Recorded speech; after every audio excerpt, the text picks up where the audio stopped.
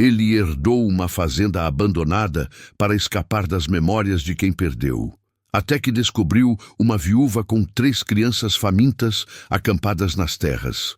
Você consegue imaginar um homem fugindo da própria sombra, encontrando uma família inteira sobrevivendo no lugar que seria seu esconderijo? Parece impossível, mas essa história aconteceu no interior de Minas Gerais há mais de 80 anos. Antes de continuar, já se inscreve no canal e deixa seu like, porque o final dessa história vai te surpreender de um jeito que você nunca esperou. É uma reviravolta que toca no fundo da alma. E me conta aqui nos comentários, de que cidade você está assistindo? Vou adorar saber até onde essas histórias emocionantes estão chegando. A história que vou contar aconteceu em 1935, na região de Ouro Preto, no interior de Minas Gerais. Era uma época em que o Brasil ainda se recuperava da crise do café. As fazendas viviam tempos difíceis e as famílias lutavam para sobreviver. A vida era áspera, o trabalho braçal e muita gente perdia tudo da noite para o dia. Mas nem todas as histórias terminavam em tragédia. Algumas encontravam luz justamente na escuridão mais profunda. Pedro Almeida tinha 38 anos quando sua vida desabou por completo. Ele era engenheiro, formado no Rio de Janeiro. Alto, magro, de óculos redondos e mãos delicadas para um homem do campo, Pedro tinha o semblante sempre sério e os olhos verdes, que antes tinham brilho de curiosidade, mas agora carregavam um vazio profundo. Júlia, sua esposa, havia sido o amor da sua vida. Eles se casaram quando Pedro tinha 27 e ela 24. Durante 10 anos, construíram uma vida de cumplicidade, sonhos compartilhados e planos para o futuro. Tinham uma filha, Laura, de apenas 8 anos, menina alegre de cachos castanhos e riso fácil. A família era pequena, mas era tudo que Pedro precisava. Mas a tuberculose não escolhe suas vítimas. Não diferencia rico de pobre, feliz de infeliz. Em março de 1934, a doença entrou naquela casa silenciosa como um ladrão. Júlia adoeceu primeiro. Em 3 meses, Pedro assistiu impotente enquanto a mulher que amava definhava. Tosse com sangue, perdia peso. Até que uma tarde, ela fechou os olhos e não os abriu mais. O enterro foi no pequeno cemitério da cidade, com o padre fazendo orações que Pedro mal conseguia ouvir. Sua mente estava em outro lugar, preso naquele momento impossível. Mas o pior ainda estava por vir. 2 semanas depois, Laura começou a tossir, o mesmo tipo de tosse. Pedro sentiu o mundo desabar novamente. Levou a menina aos melhores médicos que conseguiu encontrar. Gastou todas as economias. Mas a tuberculose já estava avançada. Em agosto de 1934, 5 meses após perder Júlia, Pedro enterrou sua única filha ao lado da mãe. Os meses seguintes foram um borrão de dor. Pedro pediu demissão da mineradora, vendeu a casa onde viveram, doou quase todos os móveis. Não suportava ver os objetos que guardavam memórias. Foi quando seu advogado lhe trouxe uma notícia. Ele havia herdado uma antiga fazenda. A propriedade ficava a 40 quilômetros da cidade, isolada, em ruínas. Era perfeita. Pedro partiu numa manhã cinzenta de março de 1935, levando apenas uma mala de roupas, alguns livros e uma fotografia da família. Dirigiu seu Ford antigo por estradas de terra até avistar as ruínas da fazenda no horizonte. Seria seu exílio voluntário, seu túmulo emocional. Ou seria o começo de algo que ele jamais imaginaria? A fazenda era pior do que Pedro imaginava. A casa grande tinha o telhado parcialmente desabado, janelas quebradas, mato alto tomando conta de tudo. Havia um celeiro em ruínas, currais abandonados e uma antiga senzala em pedaços. Pedro estacionou o carro e caminhou até a varanda. A porta da frente estava trancada, mas tão fraca que cedeu com um empurrão. O interior era escuro, empoeirado, cheio de móveis cobertos por lençóis velhos, e o cheiro de mofo impregnado nas paredes. E então ele ouviu vozes Vozes de crianças. Pedro congelou. Deveria ser sua imaginação, a dor brincando com sua mente. Mas não, as vozes continuaram. Vinham dos fundos da casa. Ele atravessou a sala, passou pela cozinha abandonada e chegou ao que parecia ter sido um quarto de empregados. E foi quando viu, sentada no chão, tentando acalmar 3 crianças que choravam de fome, estava uma mulher jovem. Não mais que 28 anos, com o rosto magro, cabelos pretos presos num coque desfeito e roupas simples rasgadas em vários lugares. Ao ouvir os passos de Pedro, ela se virou bruscamente, os olhos arregalados de terror. As 3 crianças, 2 meninos e uma menina entre 4 e 7 anos, se agarraram à mãe, todos com o mesmo olhar assustado. Por longos segundos, ninguém disse nada. Pedro percebeu a situação. Eles estavam acampados ali há algum tempo. Havia cobertores velhos, restos de comida, uma pequena fogueira improvisada num canto ventilado. "Quem é a senhora?" Pedro perguntou, tentando manter a voz calma. A mulher apertou as crianças contra si. "Por favor, senhor, por favor, nos dê mais uma noite. Amanhã de manhã a gente vai embora. Eu prometo." Pedro deu um passo para trás, mostrando que não era uma ameaça. "Calma, não vou fazer nada. Só quero entender o que está acontecendo." A mulher respirou fundo, as lágrimas começando a cair. "Meu nome é Ana, Ana Costa. Esses são meus filhos, Tomás, Vicente e Beatriz." Ela contou sua história com a voz quebrada. Era viúva há 8 meses. O marido, trabalhador rural, havia morrido num acidente na colheita.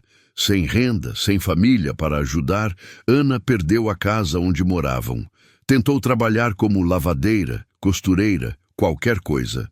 Mas com 3 crianças pequenas e nenhum lugar para deixá-las, ninguém a contratava. "Alguém da cidade me disse que essa fazenda estava abandonada há anos", Ana explicou. "Pensei que poderíamos ficar só até eu juntar dinheiro. Mas não consegui nada, não temos mais para onde ir."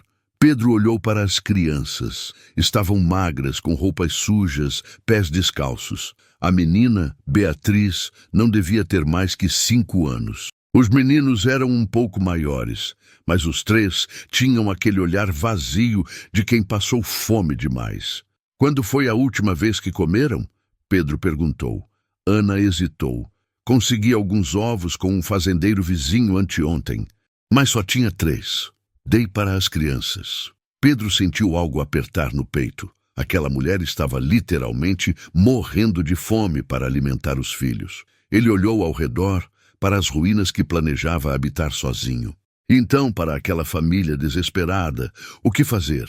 Expulsar uma viúva com 3 crianças famintas? Mandá-las para a estrada sem destino? "Esperem aqui", Pedro disse finalmente. "Vou buscar comida no carro." Ana o olhou com descrença e esperança misturadas. "O senhor não vai nos expulsar?" Pedro parou na porta. "Não hoje, mas amanhã a gente precisa conversar." Pedro trouxe pão, queijo, frutas e leite que havia comprado na cidade. Assistiu Ana e as crianças comerem com uma voracidade que partiu seu coração. Naquela noite, ele dormiu no carro, incapaz de simplesmente expulsá-los, mas também não pronto para dividir o espaço. Nos dias seguintes, estabeleceu-se uma rotina estranha. Pedro começava a avaliar os reparos necessários na fazenda, enquanto Ana cuidava das crianças e tentava limpar o que podia. Eles mal conversavam. Pedro queria solidão, queria silêncio para processar sua dor, mas as crianças eram ruidosas, brincavam, riam, discutiam, enchiam aquele lugar vazio de vida, e isso incomodava Pedro profundamente. Uma semana depois, Pedro finalmente tocou no assunto que precisava ser discutido. "Ana, a gente precisa definir uma situação aqui." Ela baixou a cabeça, preparando-se para o inevitável. "Eu sei, o senhor quer que a gente vá embora." Pedro suspirou. "Eu vim para cá para ficar sozinho, para me afastar de tudo. E vocês são tudo menos silêncio." Ana assentiu, as lágrimas já começando. "Eu entendo. Vamos arrumar nossas coisas." Mas quando Pedro olhou para as 3 crianças, Algo dentro dele se moveu. Tomás, o mais velho, segurava a mão dos irmãos menores. Beatriz chorava baixinho. Vicente tentava parecer corajoso, mas seus olhos estavam vermelhos. E Pedro viu Laura, viu sua filha naquelas crianças, viu a fragilidade, o medo, a inocência que a vida estava roubando deles. Esperem, ele disse, surpreendendo a si mesmo. Vou fazer uma proposta. Ana ergueu os olhos. Vocês podem ficar temporariamente. Vou reformar esta fazenda. Vai levar meses. Enquanto isso, você me ajuda no que puder. Cuida da casa e eu garanto comida e abrigo. Senhor, Ana mal conseguia falar. Mas tem uma condição, Pedro continuou, a voz firme. As crianças precisam estudar. Vou trazer livros, material. Eu mesmo posso ensinar algumas coisas. Não quero que cresçam sem educação. Ana começou a chorar abertamente. Obrigada, senhor. Pedro, pode me chamar de Pedro. Os meses seguintes trouxeram mudanças inesperadas. Pedro, que havia estudado engenharia, planejou a reforma meticulosamente. Contratou alguns trabalhadores da região, mas ele mesmo colocava a mão na massa. Ana revelou-se incrivelmente capaz. Cozinhava refeições simples, mas deliciosas. Organizou a casa como pôde e, aos poucos, foi transformando aquelas ruínas. As crianças, por sua vez, encheram a fazenda de vida. Pedro começou a ensiná-las pela manhã. Matemática, português, história, ciências. Descobriu que Tomás era brilhante com números. Vicente adorava desenhar. E Beatriz tinha uma memória impressionante. E algo começou a mudar dentro de Pedro. Ele ainda carregava a dor da perda, ainda sonhava com Júlia e Laura, ainda acordava no meio da noite com o coração apertado. Mas durante o dia, enquanto ensinava as crianças ou conversava com Ana sobre os planos da fazenda, a dor diminuía. Não desaparecia, mas ficava mais suportável. Foi numa dessas noites, 6 meses após a chegada dele, que Ana fez uma pergunta que mudou tudo. Estavam sentados na varanda recém-reformada, as crianças já dormindo. Posso te perguntar uma coisa? Ana disse timidamente. Pode. Por que um homem como você, educado, com dinheiro, veio se esconder num lugar assim? Pedro ficou em silêncio por um longo momento. E então contou tudo. Falou de Júlia, do amor que tinham. De Laura, da menina alegre que era a luz da sua vida, da tuberculose que roubou tudo dele em 5 meses terríveis. Ana ouviu em silêncio, as lágrimas escorrendo pelo rosto. Sinto muito, ela disse quando ele terminou. Sinto muito mesmo. E você? Pedro perguntou. Como foi perder seu marido? Ana suspirou. Foi diferente. Nós não tínhamos o que você tinha com sua esposa. Casamos jovens, por necessidade mais que por amor. Ele era bom homem, trabalhador, mas a vida era dura. Mal tínhamos tempo para sermos um casal. Éramos sobreviventes compartilhando o mesmo teto. Ela olhou para o céu estrelado. Mas sinto falta dele. Sinto falta de ter alguém para dividir o peso, de não estar sozinha contra o mundo. Pedro entendeu perfeitamente aquela sensação. O que Pedro não sabia era que os rumores já haviam começado. Os trabalhadores que ele contratou viram Ana e as crianças. Viram como ela cuidava da casa, como as crianças o chamavam de seu Pedro, como havia uma intimidade doméstica entre eles. E, claro, começaram a falar. Na cidade, as fofocas se espalharam como um incêndio. O engenheiro viúvo estava vivendo com uma mulher e 3 crianças que não eram dele. Alguns diziam que era um escândalo, outros que era indecente. As beatas da igreja ficaram particularmente indignadas. Pedro descobriu isso da pior forma possível. Ele havia ido à cidade buscar materiais para a reforma. Estava na loja de ferragens quando o padre Justino, o vigário local, entrou. Pedro Almeida, o padre disse à voz solene, preciso ter uma palavra com você. Padre, é verdade o que estão dizendo? Que você está vivendo em pecado com uma mulher solteira? O silêncio caiu na loja. Todos pararam para ouvir. Pedro sentiu a raiva subir. Com todo respeito, padre, minha vida particular não é assunto da igreja. Tudo que envolve o pecado é assunto de Deus. O padre respondeu, e você está dando péssimo exemplo. Um homem de sua posição, educado, vivendo em concubinato com uma mulher de reputação duvidosa, cuidado com o que diz sobre ela. Pedro interrompeu, a voz perigosamente baixa. A verdade dói, não é? O padre continuou. Essa mulher é viúva, sim, mas ninguém sabe quem era o marido dela de verdade. Essas crianças são realmente dele? Pedro deu um passo em direção ao padre, os punhos cerrados. Ela é uma mãe cuidando dos filhos. Eu estou apenas dando abrigo a uma família que precisava. Não há nada de errado nisso. Então case com ela, o padre disse simplesmente. Torne essa situação legítima perante Deus. Ou mande-a embora. Essas são suas opções. Pedro olhou ao redor. Via os rostos julgadores, os sussurros, a condenação silenciosa. Sem dizer mais nada, saiu da loja. Quando voltou para a fazenda, Ana percebeu imediatamente que algo estava errado. O que aconteceu? Pedro contou tudo. Os rumores, o padre, o julgamento. Ana empalideceu. Eu vou embora. Não posso destruir sua reputação. Você foi tão gentil com a gente. Não, Pedro, você não entende. Se ficamos aqui, vão te destruir. Vão dizer coisas horríveis. Vão. Eu disse não. O tom de Pedro era firme, definitivo. Eu já perdi tudo uma vez. Já fui destruído pela dor. E sabe o que descobri nesses meses? Que você e essas crianças me trouxeram de volta à vida. Pela primeira vez em mais de um ano, eu acordo e não desejo estar morto. Ana começou a chorar.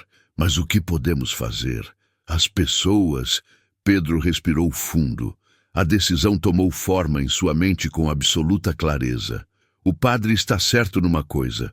A gente precisa tornar isso oficial. Ana o olhou sem entender. Casa comigo, Ana. Silêncio absoluto. O quê? Casa comigo, não por obrigação, não por aparências. Casa comigo porque eu preciso de você.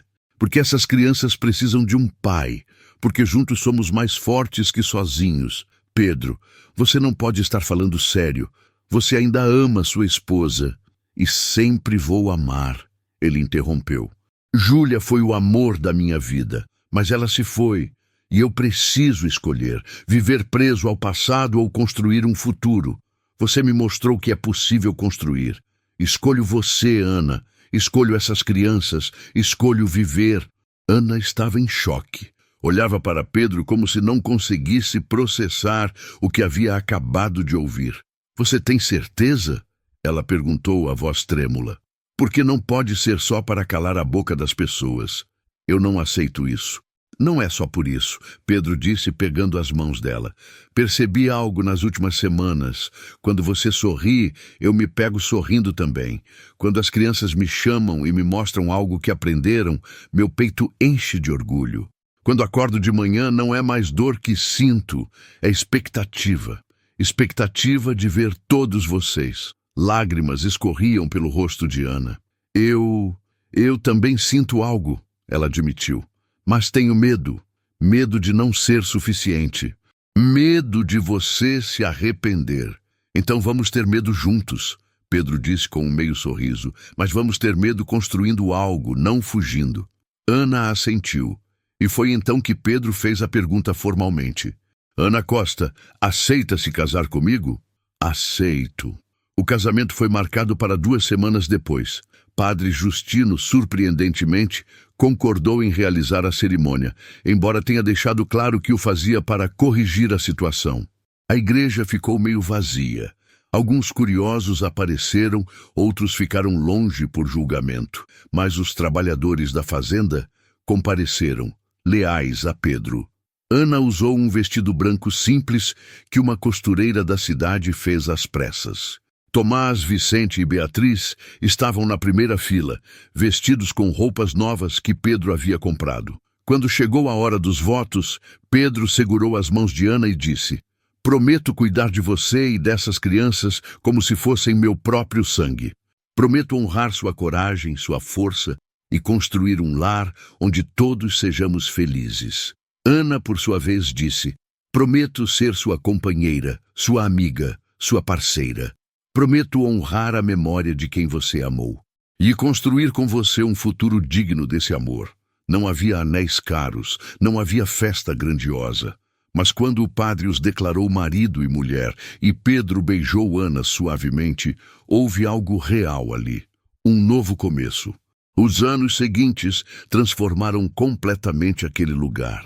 A fazenda, antes em ruínas, se tornou próspera. Pedro usou seus conhecimentos de engenharia para modernizar a irrigação, implementar novas técnicas de plantio. Ana administrava a casa com eficiência impressionante. As crianças cresceram fortes e saudáveis. Tomás revelou-se um prodígio em matemática, sonhando em estudar engenharia como Pedro. Vicente desenvolveu talento artístico, pintando paisagens da fazenda. Beatriz era a mais carismática, fazendo amigos em toda a vizinhança. Pedro formalizou a adoção dos três, dando-lhe seu sobrenome: Tomás Almeida, Vicente Almeida, Beatriz Almeida. 2 anos após o casamento, Ana deu à luz uma menina. Pedro quis chamá-la de Júlia, em homenagem à primeira esposa. Ana concordou, compreendendo o gesto. Ela teria gostado de saber que seu nome continua, Ana disse, segurando a bebê. Teria, Pedro concordou, os olhos marejados. 3 anos depois, nasceu outro filho, um menino que chamaram de Daniel. A casa ficou cheia, barulhenta, caótica, e Pedro amava cada minuto daquilo. Com o tempo, até mesmo as pessoas mais críticas da cidade tiveram que admitir: aquele casamento funcionava. Viam como Pedro tratava todas as crianças igualmente. Viam como Ana transformou aquele homem quebrado em alguém feliz novamente. Viam que aquela família, formada de maneiras não convencionais, era sólida e cheia de amor. Padre Justino, anos depois, admitiu em particular para Pedro: eu estava errado sobre você. Achei que era pecado, mas vi que era graça de Deus. Pedro aceitou o pedido de desculpas com dignidade. 20 anos após aquele primeiro encontro, Pedro estava com 58 anos. Os cabelos completamente brancos, rugas ao redor dos olhos, mas um semblante em paz. Numa manhã de domingo, ele foi sozinho ao cemitério da cidade. Fazia isso uma vez por ano, no aniversário da morte de Laura. Ajoelhou-se diante das 2 lápides lado a lado, Júlia Almeida e Laura Almeida. Oi, ele disse suavemente, vim visitar vocês. Limpou as lápides, tirou as folhas secas, colocou flores frescas. Tanta coisa aconteceu desde a última vez que estive aqui. Tomás foi aceito na faculdade de engenharia no Rio. Vicente vendeu sua primeira pintura. Beatriz está noiva de um professor muito bom. E Júlia, nossa Júlia, cresceu tão parecida com você, amor. Os mesmos cachos, o mesmo sorriso. Daniel está aprendendo a tocar violão. Ele fez uma pausa, a voz embargada. E Ana é a rocha que sustenta todos nós. Eu a amo, não do mesmo jeito que amei você, Júlia, mas do jeito que era possível amar novamente. Espero que você entenda. Espero que onde quer que esteja, você saiba que não foi traição, foi sobrevivência, foi escolher viver. Pedro ficou ali por mais alguns minutos, depois levantou-se. Ao sair do cemitério, Ana estava esperando por ele no portão, apoiada no carro. Sabia que viria me buscar, Pedro disse com um sorriso. Sempre sei, Ana respondeu. No caminho de volta para a fazenda, Ana perguntou: você se arrepende de alguma coisa? Pedro pensou por um momento. Me arrependo de não ter tido mais tempo com Júlia e Laura. Me arrependo de cada segundo que a doença me roubou delas. Mas não me arrependo de ter encontrado você. Não me arrependo de ter acolhido aquelas crianças. Não me arrependo de ter recomeçado. Ana pegou a mão dele. Às vezes eu me pergunto, e se você tivesse chegado naquele dia e simplesmente nos expulsado? E se não tivesse tido compaixão? Mas tive, Pedro disse. E sabe por quê? Porque em vocês eu vi minha própria dor refletida. Vi o desespero que eu sentia e percebi que ajudar vocês era, de certa forma, ajudar a mim mesmo. Quando chegaram à fazenda, a família inteira estava reunida na varanda. Os 5 filhos, os genros, as noras e já alguns netos começando a aparecer. Pedro parou e olhou para aquela cena.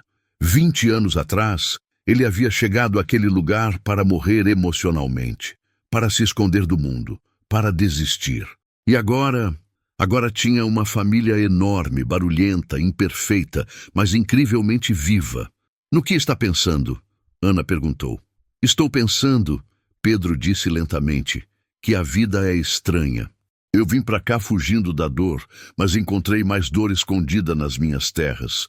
E em vez de fugir novamente, escolhi ficar, escolhi ajudar, e ao ajudar outros, me salvei.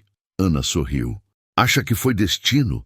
Que Deus planejou que nos encontrássemos? Pedro pensou por um momento. Não sei se foi Deus, destino, ou apenas sorte absurda. Mas sei que foi a melhor coisa que me aconteceu desde a tragédia. Você e essas crianças me ensinaram que é possível amar novamente, que é possível construir sobre as cinzas, que é possível viver apesar da dor. E você nos ensinou, Ana respondeu, que há pessoas boas no mundo, que há esperança mesmo quando tudo parece perdido, que uma família pode se formar das formas mais improváveis. Eles caminharam juntos até a varanda, onde foram recebidos com abraços, risos e o caos organizado de um domingo em família. E Pedro pensou, isso é felicidade, não é perfeição, não é ausência de dor. É isso, é construir algo bom apesar da tragédia. É escolher amar quando o coração está partido. É abrir a porta quando o destino bate, mesmo sem saber o que vem depois. É uma fazenda abandonada que vira um lar. É uma viúva sem esperança que vira esposa e mãe novamente. É um homem destruído que aprende a viver de novo.